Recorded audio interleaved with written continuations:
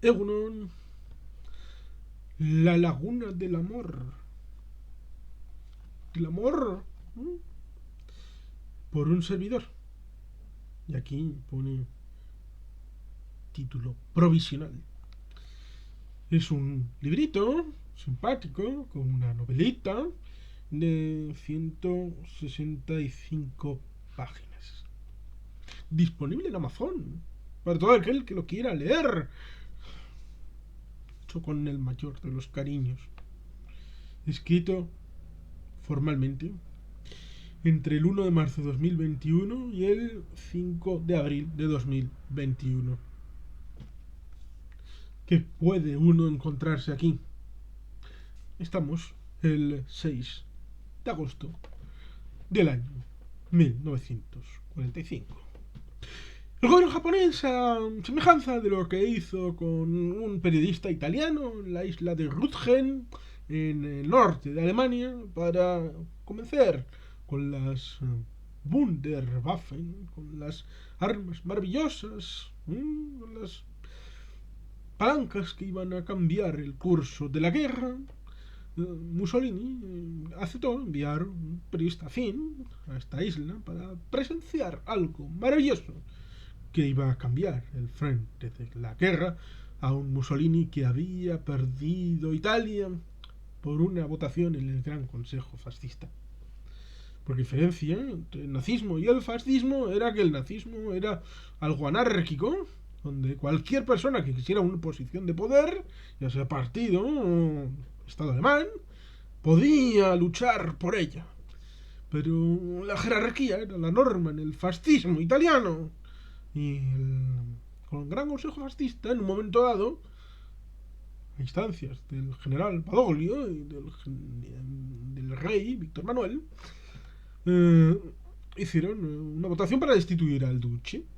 Pero, gracias al apoyo de Albert Kesselring y de la Wehrmacht, consideraron el sostenimiento de la República de Salo, la República Social Italiana, en la mitad norte del estado transalpino, y para mantener esa cuña de este neoestado, hicieron esa prueba con ese observador imparcial. Pues con esa base, yo establezco la idea de que los japoneses al final de la guerra, para hacer algo parecido a este concepto que fue más o menos real, Japón tiene la idea de para los países que aún se quedaban neutrales, alguna día, te pongo 7, envíen un representante, un observador, para ser testigos de algo que va a ser importante para Japón. Y ahí están, en una barca, en un yate, en la bahía de Hiroshima, el día 6 de agosto de 1945. El resto es historia. Esa es la historia de esa gente que lo imaginé, tuve una imaginación, un sueño, en el que veía el yate y veía 7 personas especiales y los llamé Los 7 de Hiroshima. Podía haber sido una novela única y exclusivamente de este grupo, pero pensé que necesitaba, para dar un poco de empaque, otra historia complementaria, que también tuve un sueño acerca de ello, de unos mercenarios que tenían una búsqueda a la que habían sido incorporados. Bueno, pues que había una persona que necesitaba un fin y para ese fin necesitaba a los mejores de los mejores, pero están desperdigados por diversos continentes y les van a buscar. Hay algún capítulo que explica esa búsqueda, ese encuentro con estas 3 personas, los mejores en su campo, para generar un pequeño equipo. Recordemos que el SG-1 lo componen 4 personas, ¿eh? El equipo principal del comando Stargate. Por lo tanto, no se me diga que son pocas personas. para un grupo pequeño, pero manejable, a la hora de establecer la búsqueda de algo que quieren encontrar. Por tanto, en este libro hay dos tramas, una del pasado y otra del futuro, una con raíz en la historia, ligado a ese mundo en el que estalló la bomba atómica en Hiroshima y 2 días más tarde en Nagasaki, donde el final de la guerra estaba próximo y por tanto había que intentar ganar tiempo al tiempo, una lucha contra el tiempo para tratar de llegar simplemente a unas tablas en la mesa de las negociaciones, cosa que los japoneses siempre quisieron. Ese punto de cambio a la hora de no ganar la guerra, sino de imponer unas condiciones para poder volver a la paz. Cosa que es distinto. El planteamiento, la visión y por lo tanto una aproximación a este marco, por ejemplo, pudiera ir con Rubén Villamor y sus libros acerca de la guerra en el Pacífico con el eje en Japón. Ciertamente es un especialista. Yo no lo soy, yo simplemente soy un aficionado a la historia y a la narrativa y a las historias en pequeñito, que precisamente con este libro trato de incorporar varios conceptos. Aquí, evidentemente, es la grúa Carola y aquí atrás se ve un poco de Bilbao, con la isla de Zorrozaurre en su punta más cercana al centro de la villa de Bilbao. ¿Por qué? Porque elegí esta imagen para la portada. Ciertamente porque la Grúa Carola tiene una historia singular y esta es una historia singular y además creo que queda bonita con luego cuando la gente lo lea creo que puede encajar las dos historias. Pero para eso evidentemente invito a que la gente lo lea y llegue hasta el final, desde la primera cita hasta la cita de cierre, porque lo importante no solamente es hacerme el favor de adquirir el libro, sino sobre todo el asunto es leer y tener feedback con la historia que planteo aquí, tanto la del pasado, más ligada a la historia, y a los personajes que busca el imperio japonés para ser testigos de algo que quieren que el mundo observe, y luego el ámbito del futuro, con un enlace que me fue dado para decir que esas dos historias podían ensamblar en una historia más amplia que cubriera estos dos espectros del pasado y de un futuro hipotético, con base en un presente en el que hay un cameo, como aparece en la propia portada, en esta portada. La foto es mía, la saqué yo un día que me acerqué por el Museo Marítimo de Bilbao, que está allí, en esa zona.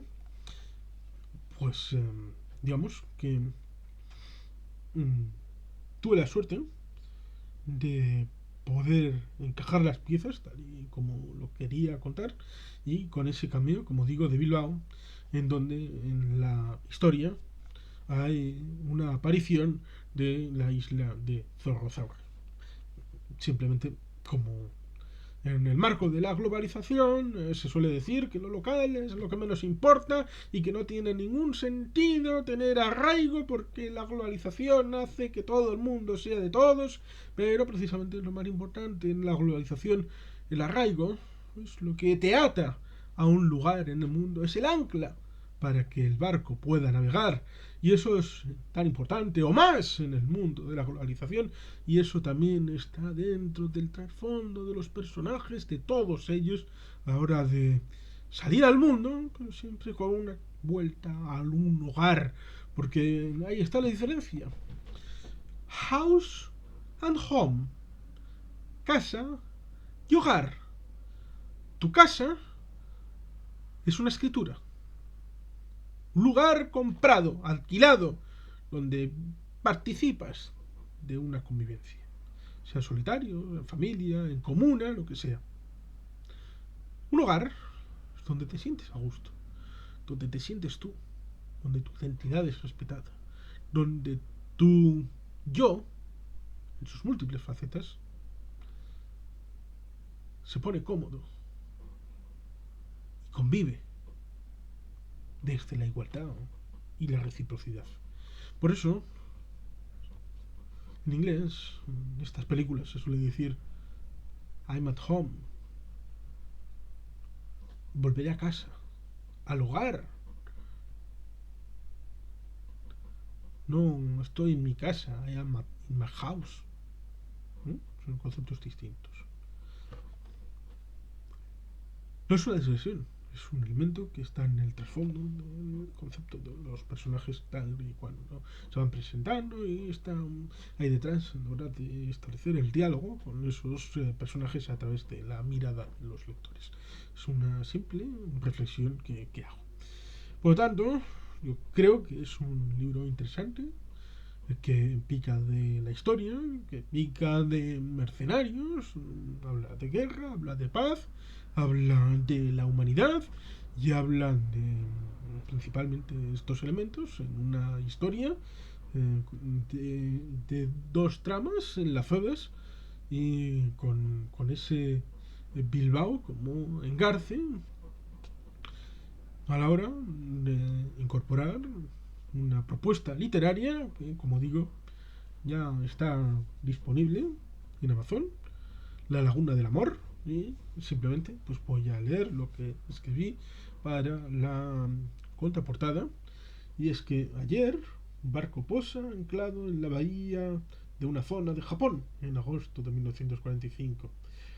Mañana, con aviso de interés, un grupo necesita del concurso de un equipo para investigar un misterio, y solo los mejores mercenarios dispuestos por lugares lejanos deberán ser agrupados para la resolución, cuando solo se van a preocupar por su salario. En el ayer un grupo fue reunido para un fin frustrado, pero el pasado condiciona el futuro, y nada pasado se olvida aunque no puedas recordarlo. Hoy esta lectura existencial es una oferta de aventura entrelazando pasado y futuro, donde una ficción sobre el tapiz basado en algunos hechos reales sobresale al encajar piezas para el disfrute del lector, que pueda, desde los relatos propuestos, elegir su propia aventura, pues una inmersión en un mundo siempre comporta que haya más donde buscar. ¿Cuál es el límite de lo real y lo ficticio? Es una oportunidad, aprovechémosla. Y he de reconocer que el título es de estas circunstancias que, bueno, pues es que dejar a ciertos autores elegir su propio título es algo que no debería de permitirse. Yo soy una de esas personas que es absolutamente incapaz o de resumir su propio libro o de ponerle un título que sea un gancho suficientemente atractivo para el lector medio. Pero en fin, digamos que se dio la circunstancia de uno de estos juegos en los que dice si la letra de tu nombre es tal, el mes de nacimiento, el número tal del teléfono móvil, y así se compone. Y bueno, pues una de esas era compone el título de tu libro, y salió, oh qué sorpresa y qué absolutamente impensable, salió que mi libro se llamaría La Laguna del Amor. Pero, a pesar de lo extravagante del título, tal vez, he de confesar que tiene traslación con la trama. Y tiene relación con las circunstancias que se viven en la historia, entrecruzada del ayer y del mañana, y con un fondo de armario ligado también a cierto amor. Pero para eso, para entender el título y para entender la trama, hay que llegar a la última página y comprender cuál es la laguna del amor.